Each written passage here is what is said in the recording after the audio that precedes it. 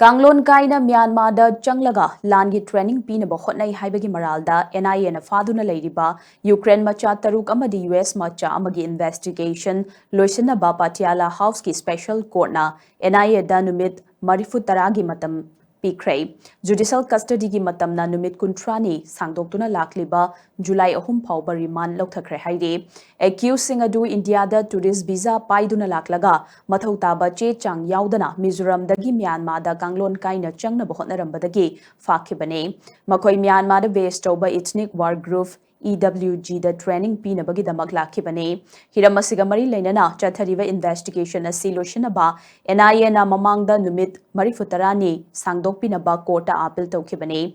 Adubu court na pikiba numit marifutarani gi matamadu thasi gi tarada loiragadaba leibana makhatana numit marifutarani amaga pibinaba hairakibane. Ngasi court asina UAPA gi makhada numit marifutarani gi matam amuk pikiba asina investigation asi loishinaba court na pikiba numit asi punna Chamaga Marfu Sukray. Ayabasi NIA gi Special Justice Prashant Sharma na pikibane, accused ahum haibadi US dagi Matthew Aaron Van Dyke amadi Ukraine dagi Hurba Petro, Sylvia Taras, Ivan Sukmans Baski, Stephen Kif Marian, Honcharuk Maxim amadi Kaminsky Victor Hokiba Mars Tarahundoida Kolkata Lucknow amadi New Delhi gi airport tagi fakibane accused singa du video conferencing gi khutangda court puthokibane